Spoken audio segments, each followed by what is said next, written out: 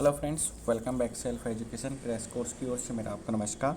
आज के इस वीडियो में हम करंट अफेयर की सेशन करेंगे जो आपके आने वाले आपकी यूपीएससी एग्ज़ाम, आपके स्टेट पीएससी, चाहे तो आपका यूपी पीसीएस हो या आपका स्टेट मध्य प्रदेश का पीएससी हो या किसी भी अदर स्टेट के एग्ज़ाम हो, आपके काफ़ी हेल्पफुल साबित होंगे। तो ये करंट अफेयर सेशन है। तो चलिए स्टार्ट करते हैं आज के इस सेशन को। पोषक तत्व आधारित सब्सिडी योजना के बारे में निम्नलिखित कथनों पर विचार कीजिए। तो जैसे कि आपको दो कथन दिए गए हैं, तीन, उनमें से आपको ये बताना है कि कौन सा कथन सही है, कौन सा गलत है। कथन पहला है, उर्वरकों के लिए पोषक तत्व आधारित सब्सिडी एनबीएस कार्यक्रम वर्ष 2010 में शुरू किया गया था।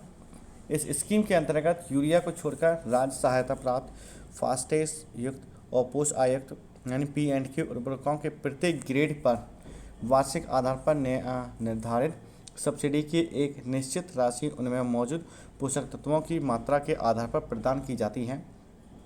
तीसरा कथन है, यह योजना कृषि मंत्रालय के तहत उर्वरक विभाग द्वारा क्रियान्वित की जाती है। तो आपको ये बताना है कि पोषक तत्व जो आधारित जो सब्सिडी योजना है, तो हमारा कौन सा स्टेटमेंट इसमें से सही है। आपके ऑप्शन है पहला सही, दूसरा सही, तीसरा गलत, या दूसरा गलत और पहला तीसरा सही, या फिर हमारा पहला गलत, दूसरा तीसरा सही, या फिर हमारे तीनों के तीनों सही है। तो इसमें से राइट आंसर कौन सा है? तो इसका हमारे जो राइट आंसर यानी कि पहला हमारा सही है।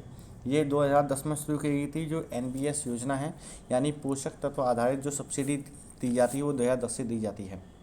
और सेकंड भी हमारा दूसरा भी सही है, लेकिन ये कृषि मंत्रालय के तहत जो उर्वरक विभाग द्वारा क्रियान्वित नहीं की जाती है। तो इसको हम डिटेल में जानेंगे।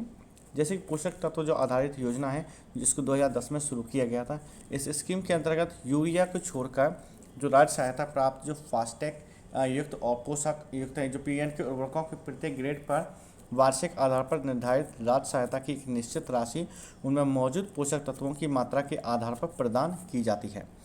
यह योजना जो होती है वो रसायन और उर्वरक मंत्रालय के द्वारा उर्वरक मंत्रालय के तहत उर्वरक विभाग द्वारा क्रियान्वित की जाती है। तो इसके किसके द्वारा?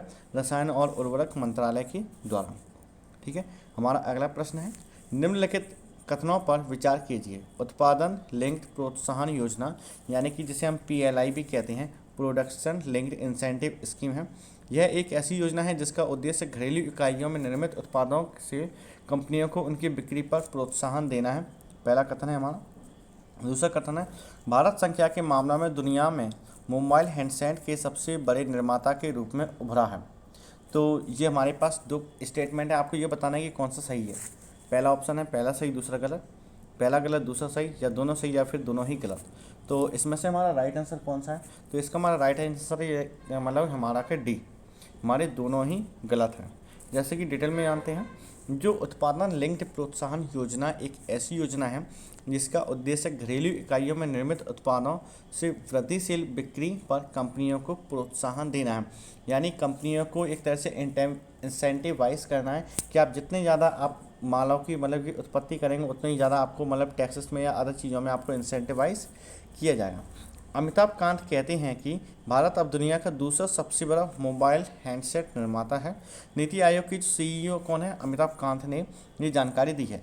भारत वॉल्यूम के मामलों में दुनिया में मोबाइल हैंडसेट का दूसरा सबसे बड़ा निर्माता के रूप में क्या है? उभरा है। तो ये अभी हाल ही की डेटों में आया है। अगला प्रश्न हमारा, भारत में महानगर योजना समिति के बारे में निम्नलिखित कथनों पर विचार करें।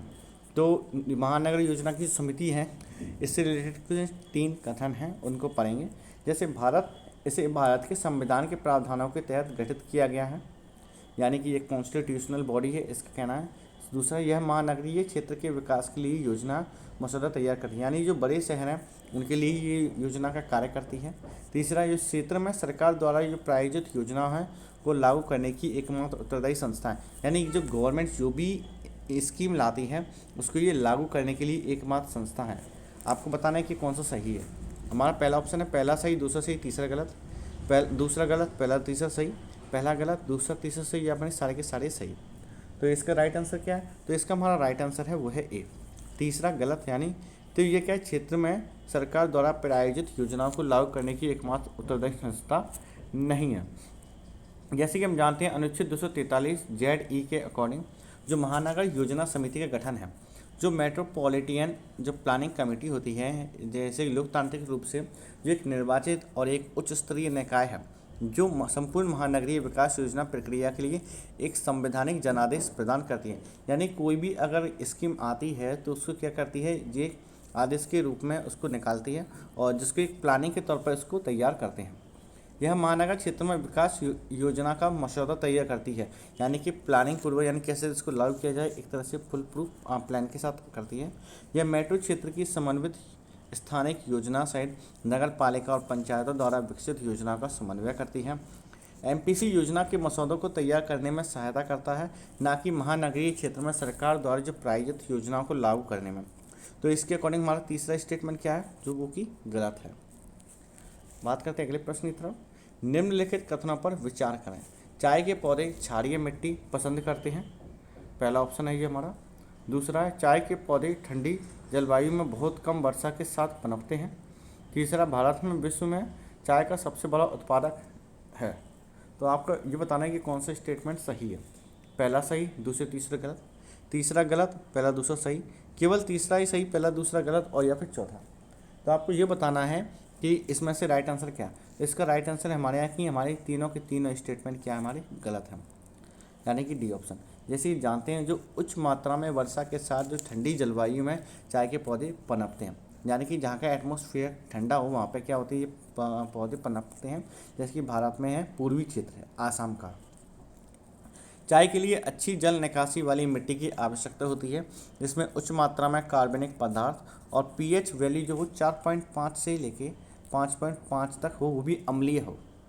चीन के बाद भारत दुनिया में चाय का दूसरा सबसे बड़ा उत्पादक है। पहले नंबर पर कौन आता है, चीन आता है, एंड सेकंड पे हमारा इंडिया आता है। ठीक, तो भारत चाय में दूसरा सबसे बड़ा उत्पादक देश है। अगला प्रश्न है हमारा, भारत में उच्चतम न्यायालय के संबंध में निम्नलिखित कथनों पर विचार कीजिए। हमारा पहला कथन है, उच्चतम न्यायालय में न्यायाधीशों की संख्या संसद कानून द्वारा निर्धारित करती है। दूसरा है, उच्चतम न्यायालय के न्यायाधीशों का ऐसा वेतन दिया जाता है जो संसद कानून के द्वारा निर्धारित करती है। तीसरा कथन है, न्यायाधीशों को सिद्ध कदाचार और अक्षमता के आधार पर हटाया जा सकता है। आपको ये बताना है कि हमारे तीनों कथनों में से कौन सा कथन सही है। आपका पहला ऑप्शन है पहला कथन सही, दूसरा तीसरा गलत, या फिर हमारे तीनों के तीनों सही, या फिर हमारा तीसरा गलत हो और पहला दूसरा सही, या फिर हमारा पहला गलत दूसरा तीसरा सही। तो इसका राइट आंसर क्या है। जैसे कि भारत में जो उच्चतम न्यायालय है, तो उसके संबंध में हमारा कौन सा है, इसमें जो कथन दिए गए हैं तो कौन सा सही है। तो इसका राइट आंसर है, यानी कि हमारी तीनों की तीनों ही स्टेटमेंट क्या है, सही है। तो जानेंगे इसको।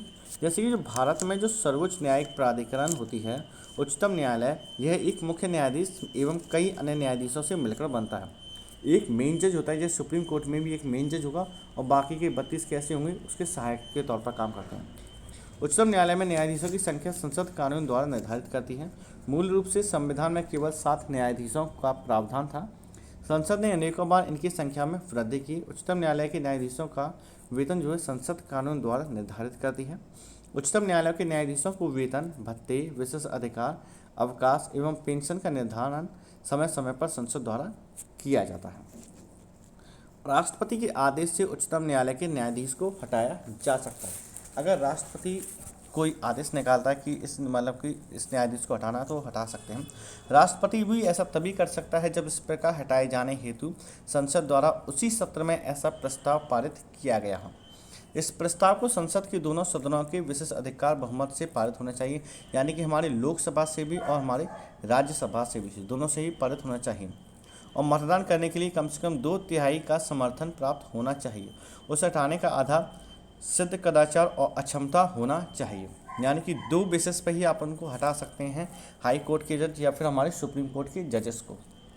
ओके, हमारा अगला प्रश्न है, संसदीय व्यवस्था में विधायिका के माध्यम से कार्यपालिका की जवाबदेही किसके द्वारा या किनके द्वारा सुनिश्चित की जाती है। तो यहाँ प्रश्न है और ये आपके कुछ कथन दिए हैं, जैसे बहस और चर्चा के द्वारा, कानूनों का अनुमोदन या विरोध के द्वारा, वित्तीय नियंत्रण के द्वारा या विश्वास प्रस्ताव के द्वारा। जो संसदीय जो व्यवस्था में जो विधायिका के माध्यम से जो कार्यपालिका की जो जवाबदेही होती है, तो किसके द्वारा सुनिश्चित की जाती है। आपके ऑप्शन है ए पहला सही और तीनों गलत, यानी पहला दूसरा सही। सी ऑप्शन है चौथा गलत, पहला दूसरा तीसरा तीनों सही और चौथे में हमारे के सारे ऑप्शन सही। तो देखिए इसका जो राइट आंसर वो हमारा है डी, यानी कि हमारे जो जवाबदेही जो होती है वो बहस और चर्चा पे भी होती है, कानूनों का अनुमोदन या विरोध पे भी होती है, वित्तीय नियंत्रण पे भी और विश्वास प्रस्ताव पे भी जवाबदेही होती है। तो जैसे कि जो संसदीय व्यवस्था में जो विधायिका के माध्यम से जो कार्यपालिका की जो जवाबदेही होती है वो विभिन्न चरणों में सुनिश्चित की जाती है, जिनमें नीति निर्माण हो गया, कानून या नीति का कार्यान्वयन हो गया, कार्यान्वयन के दौरान एवं पक्षपाती नीति का कार्यान्वयन शामिल है। विधायिका अनेकों उपकरणों के माध्यम से जवाबदेही को सुनिश्चित कर सकती है, जैसे कि बहस और चर्चा में, कानूनों का अनुमोदन या विरोध में, वित्तीय नियंत्रण या अविश्वास प्रस्ताव में भी हम इसको जवाबदेही को सुनिश्चित कर सकते हैं। अगला प्रश्न हमारा एमएसएमई के बारे में। जैसे एमएसएमई है, आपको इसके बारे में 2 स्टेटमेंट दिए हैं, आपको बताना है कौन सा सही है। पहला स्टेटमेंट है यह कृषि के बाद दूसरा सबसे बड़ा रोजगार पैदा करने वाला क्षेत्र है। वर्तमान में एमएसएमई भारत से कुल निर्यात में लगभग 45% का योगदान देता है। तो आपको ये बताना है कौन सा स्टेटमेंट सही है। ये रहे आपके option A B C D.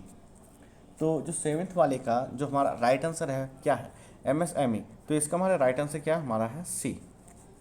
यह कृषि के बाद दूसरा सबसे बड़ा रोजगार पैदा करने वाला क्षेत्र है एमएसएमई। ये हमारा पहला स्टेटमेंट सही। दूसरा, वर्तमान में जो भारत में जो कुल निर्यात में जो लगभग 45% का जो योगदान है वो भी इसी का है, यानी कि एक्सपोर्ट में। जैसे कि तो ये वाला सही है। हमारा अगला प्रश्न है निम्नलिखित में से किस संगठन ने समग्र जल प्रबंधन सूचकांक जारी किया है।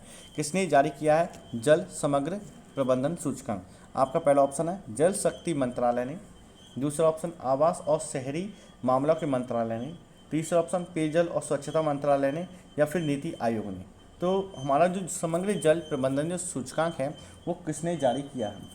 तो इसका जो हमारा राइट आंसर वो हमारा क्या है नीति आयोग। जो समग्र जल प्रबंधक सूचकांक है तो उसको कौन जारी किया है, इसने किया नीति आयोग ने। मोस्टली जो इसका आंसर लगा के आएंगे वो लगाएंगे जल शक्ति मंत्रालय या फिर पेयजल स्वच्छता मंत्रालय, लेकिन ये हमारे दोनों के तीनों गलत हैं। नीति आयोग हमारा एकदम सही है। जैसे व्याख्यात में जानेंगे, नीति के मतलब national institution for transforming India. आयोग ने इस बढ़ते संकट की स्थिति में भारत के राज्यों में प्रभावी जल प्रबंधन को सक्षम करने के लिए समग्र जल प्रबंधन सूचकांक यानी कि CWME को विकसित किया है। किसने किया, नीति आयोग ने। ओके, अगला प्रश्न है हमारे 2 कथन दिए गए हैं, इनमें से आपको बताना है कौन सा स्टेटमेंट सही है कौन सा गलत है, या फिर कितने सही कितने गलत।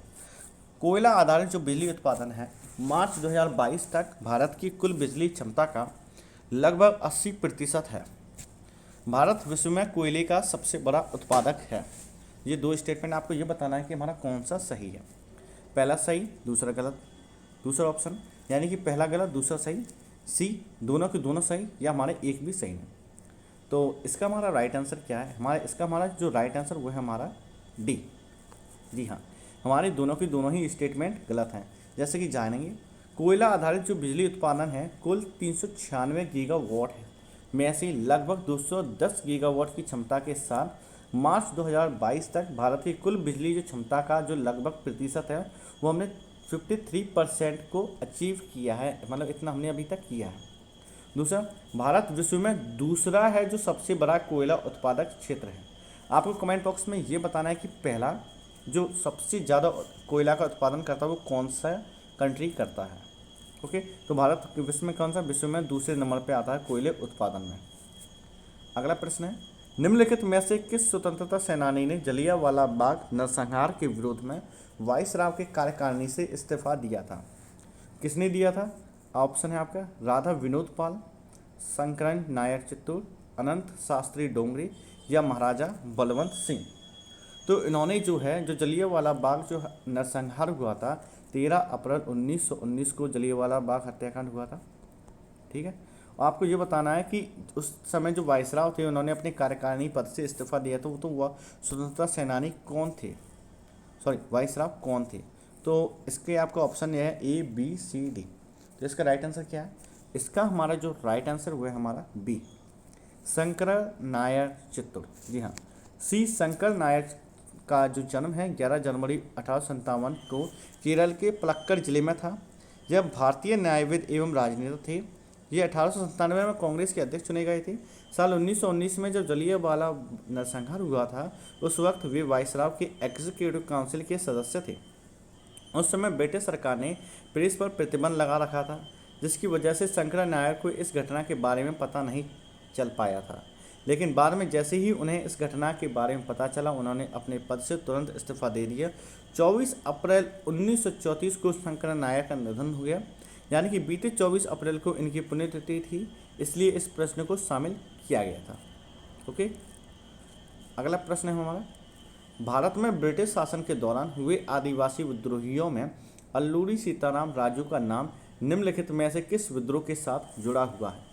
तो किस विद्रोह के साथ जुड़ा हुआ अल्लूरी सीताराम राजू का नाम है, जो एक ब्रिटिश गवर्नमेंट के दौरान जो एक आदिवासी विद्रोह था?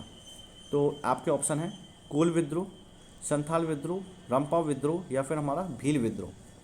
तो इसका हमारा राइट आंसर क्या है? इसका हमारा राइट आंसर वो है हमारा ऑप्शन सी, यानी कि रंपा विद्रोह। भारतीय वन संसाधनों और जमीनों का दोहन करने के मकसद से ब्रिटिश शासन ने एक मद्रास वन अधिनियम 1882 पारित किया था, यानी कि उन्होंने कुछ लॉ एंड ऑर्डर लेके आए थे जंगलों के लिए, लेकिन जो आदिवासी जो उसी जंगल में रह रहे हैं वो उन पर उन्होंने काफ़ी ज़्यादा पाबंदी लगाई थी इस लॉ एंड ऑर्डर के ज़रिए, यानी इस कानून के जरिए। इस कानून की वजह से स्थानीय जो निवासी थे वो अपने ही संसाधनों के इस्तेमाल से करने से वंचित हो गए, जैसे कि जो जंगल में रहने वाले, जैसे कि नदियों में या जंगलों में आने जाने से उनको रोक दिया गया। इस तरह यही वह कानून था जो रंपा विद्रोह की वजह बन गई।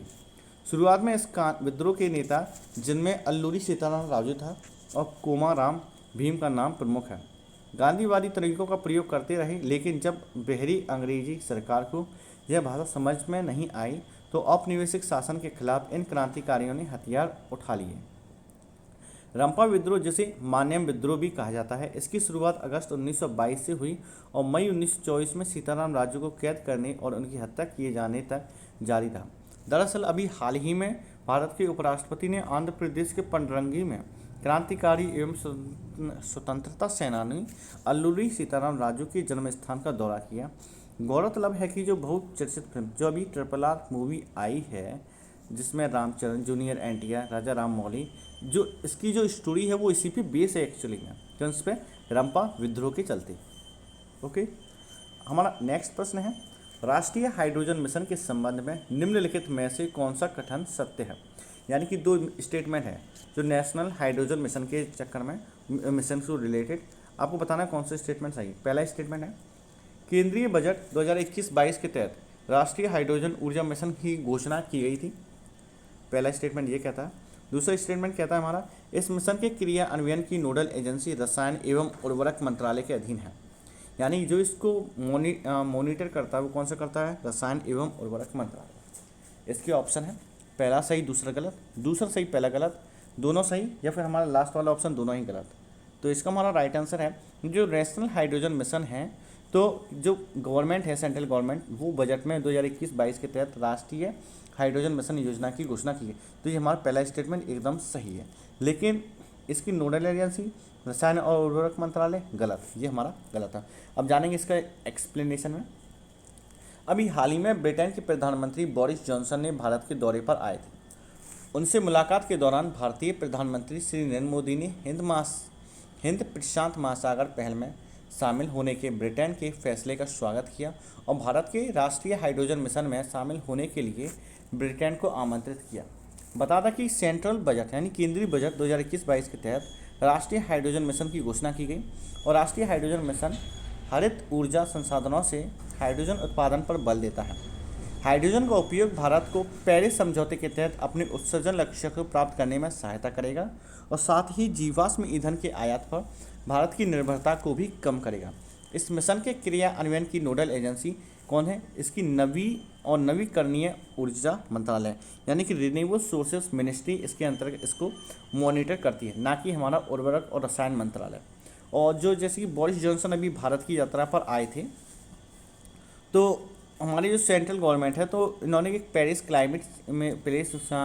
पेरिस एग्रीमेंट हुआ था, उसके तहत इनको क्या है, इनको रिन्यूएबल एनर्जी सोर्सेस पे भी बल देना था। मतलब कि जो ग्रीन समझौते हैं वो उनकी जो कुछ टारगेट्स हैं उनको भी इसके जीवाश्म ईंधन के आयातों पर निर्भरता को कम करना पड़ेगा, तो इसमें काफ़ी हेल्प भी मिलेगी।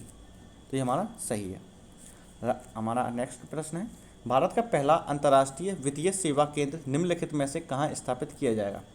पहला वही वित्तीय सेवा केंद्र, आपके ऑप्शन है मुंबई महाराष्ट्र, गांधीनगर गुजरात, चंडीगढ़ या फिर कोलकाता पश्चिम बंगाल।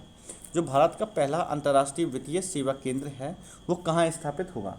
तो इसका हमारा राइट आंसर क्या है, हमारा राइट आंसर वो हमारा बी, क्या, गांधीनगर और गुजरात।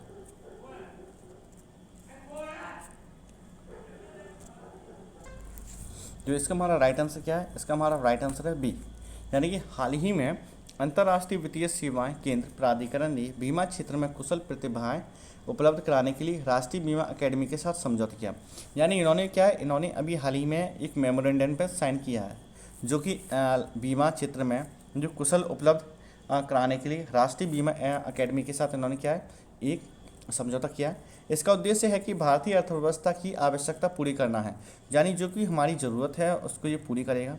क्षेत्रीय तथा वैश्विक स्तर पर अंतर्राष्ट्रीय वित्तीय मंच के रूप में कार्य करेगा, यानी कि एक इंटरनेशनल प्लेटफॉर्म पे भी कार्य करेगा। आपको बता दें कि किसी भी देश में अंतर्राष्ट्रीय वित्तीय सेवा केंद्र बनाने का मतलब वहाँ पर अंतर्राष्ट्रीय निवेशकों और व्यापार के विकास के लिए एक प्रवेश द्वारा तैयार करना है। यह घरेलू अर्थव्यवस्था के क्षेत्राधिकार से बाहर के ग्राहकों की वित्तीय सेवाओं से संबंधित आवश्यकताओं की पूर्ति करे, यानी जो भी उनकी ज़रूरतें होंगी जो हमारे कंज्यूमर की, उनकी सभी ज़रूरतों को ये पूरा करेगा। इसका मतलब यह हुआ कि यह केंद्र ऐसे अंतर्राष्ट्रीय निवेशकों की सहायता के लिए काम करता है जो देश में निवेश करना चाहते हैं। भारत की संसद ने भी एक अंतर्राष्ट्रीय वित्तीय सेवा केंद्र प्राधिकरण अधिनियम 2019 पारित किया है। इसी के तहत जो पहला अंतर्राष्ट्रीय वित्तीय सेवा केंद्र है वो कहाँ है, जो एक काफ़ी इम्पोर्टेंट है। तो भारत का जो पहला अंतर्राष्ट्रीय वित्तीय सेवा केंद्र है जो गुजरात के गांधीनगर में स्थापित किया गया है। हमारा अगला प्रश्न है, निम्नलिखित कथनों पर विचार करें। जैसे पेरिस जलवायु जो समझौते में प्रधानमंत्री नरेंद्र मोदी ने 2070 तक भारत की नेट शून्य कार्बन उत्सर्जन लक्ष्य के प्रतिबद्ध व्यक्त की है।